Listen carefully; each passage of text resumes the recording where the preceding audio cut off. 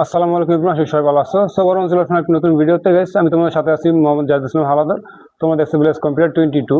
তো আজকে কথা শুরু করার আগে একটা কথা বলেছে, সেটা হচ্ছে যারা এখন চ্যানেলটি সাবস্ক্রাইব করেন please hit the subscribe button, আর যারা অলরেডি সাবস্ক্রাইব করছে থ্যাংক ইউ সো মাচ। তো আজকের মতো আমরা যে বিষয় নিয়ে আলোচনা করবো সেটা হচ্ছে গিয়ে my.gov.bd অথচ my.gov.bd। তো যেভাবে বুঝি কিংবা যেভাবে কাজ করি, তো এই বিষয় নিয়ে আজকে আমাদের অনেক কিছু আলাপ করা আছে।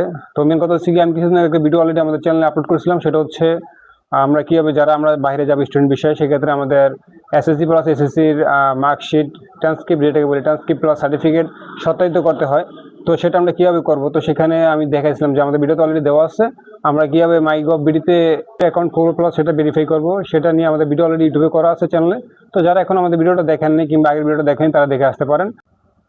তো আজকে যে বিষয় নিয়ে আলোচনা করবো সেটা হচ্ছে গিয়ে আমাদের সার্টিফিকেট প্লাস ট্রান্সক্রিপ্ট আমরা যে আবেদনের জন্য মানে সত্যায়িতের জন্য আবেদন করব, তো সেটা কীভাবে করব, দেন হচ্ছে গিয়ে কত টাকা ফি পড়বে, কতদিন সময় লাগবে, আর একটা হচ্ছে গিয়ে যদি আমাদের ট্রান্সক্রিপ্ট রেডি হয়ে যায় কিংবা আমাদের সম্পূর্ণ প্রক্রিয়াটা যাতে যেগুলো আবেদন আমরা করবো সেগুলো যদি সত্যায়িত হয়ে যায় সেক্ষেত্রে আমরা কীভাবে বুঝবো, দেন হচ্ছে আমরা কীভাবে ডাউনলোড করব।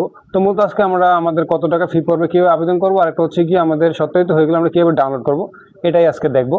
তো আর কথা বাড়াচ্ছি না, তো আবারও বলে রাখছি যারা আগে ভিডিও দেখেন কীভাবে অ্যাকাউন্ট খুলবেন, my.gov.bd-তে কীভাবে অ্যাকাউন্ট খুলবেন প্লাস ভেরিফাই করবেন, তারা আমাদের এই চ্যানেলটা ভিউ করে সেখান থেকে ভিডিওটা দেখে আসতে পারেন। আর যারা দেখেছেন কিংবা জানেন দেন হচ্ছে গিয়ে আবেদন করবেন কিংবা করেছেন কীভাবে ডাউনলোড করবেন সেই বিষয়ে জানতে ইচ্ছুক, তারা ভিডিওটি স্কিপ না করে দেখতে পারেন। তো আর কথা বাড়ছে, চলুন যাওয়া যাক মূল ভিডিওতে, দেখে আসি কীভাবে আমরা আমাদের প্রসেসটা কমপ্লিট করব। তো চলুন যাওয়া যাক কম্পিউটার স্ক্রিনে। তো চলে আসলাম কম্পিউটার স্ক্রিনে। এখন আমরা জাস্ট ক্লিক করবো my.gov.bd, ঠিক আছে? my.gov.bd যে নামে চিনেন, ওকে। তো আশা করি মাত্র সতর্কবার্তা কিংবা ওয়ার্নিং আসতে পারে, জাস্ট এটাকে আমরা স্কিপ করে দেবো। এখন হচ্ছে গিয়ে আমরা একটু খেয়াল করে যদি বাম পাশে উপরে আছে নাগরিক কর্নার, তো নাগরিক কর্নার একটা ক্লিক করবো, দেন হচ্ছে গিয়ে এখানে আপনার ইউজার আইডি অ্যান্ড পাসওয়ার্ড দিয়ে আপনি লগ ইন হয়ে যাবেন। সো আমার অটোমেটিক লগ ইন হয়ে গেছে। তো লগ ইন হওয়ার পর আমাদের যেটা করতে হবে সেটা হচ্ছে যে আমার প্রোফাইলে এখানে মোহাম্মদ জাহিদ লেখা আছে, এখানে একটা ক্লিক করবো। প্রোফাইলে ক্লিক করার পর প্রোফাইল থেকে ড্যাশবোর্ডে একটা ক্লিক করবো, ওকে। ড্যাশবোর্ডে ক্লিক করার পর আপনি যখন এটা অনুমোদিত হয়ে যাবে, অনুমোদিত না হলে কিন্তু এই লেখাটা আসবে না।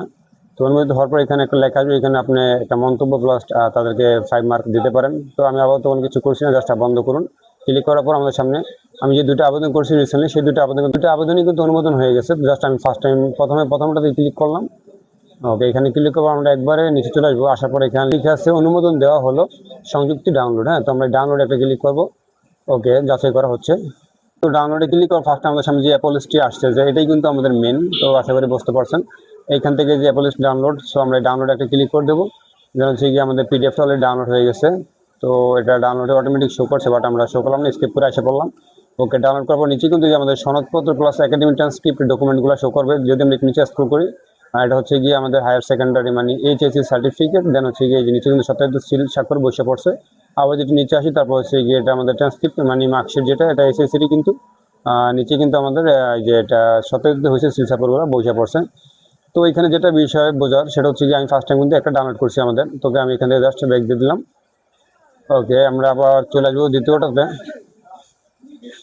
ক্লিক করবো।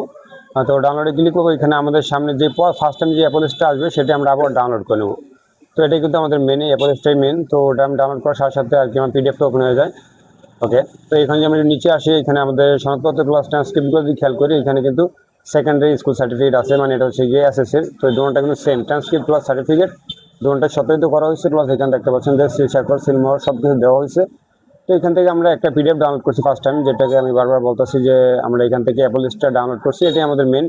তো এই কাজটা জারি হোক, তাকে যদি আমরা এখন জাস্ট হোয়াটসঅ্যাপে এই অ্যাপল লিস্টটা শুধু শেয়ার করে দিই কিংবা পিডিএফটা কারো কাছে দেই, সে যখন আমাদের এই স্ক্যানটা জুম করবে, মানে এই যে এখানে একটা বারকোড আছে কিংবা কিউআর কোড, এটা যদি স্ক্যান করে তাহলে কিন্তু নিচে এরকম আমাদের সত্যায়িত কাগজগুলো শো করবে।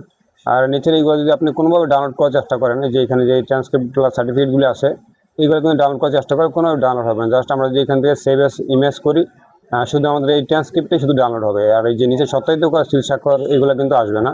তো সেই ক্ষেত্রে আমাদের কোনটা করতে হবে, জাস্ট আমরা এই অ্যাপল লিস্টটাই জাস্ট কাউকে সেন্ড করবো, সেক্ষেত্রে এটা স্ক্যান করলেই এইখানে যে কিউআর কোডটা আছে এটা যদি আমরা স্ক্যান করি তাহলে কিন্তু আমাদের সেম ইন্টারফেসে নিয়ে আসবে, সে তখন দেখতে হবে যে এগুলো সত্যায়িত করা হয়েছে। তো গাইস, আজকে ভিডিওটা এই পর্যন্ত ছিল। সবাই ভালো থাকবেন, সুস্থ থাকবেন, দেখা হবে নতুন কোনো ভিডিওতে। আল্লাহ হাফেজ।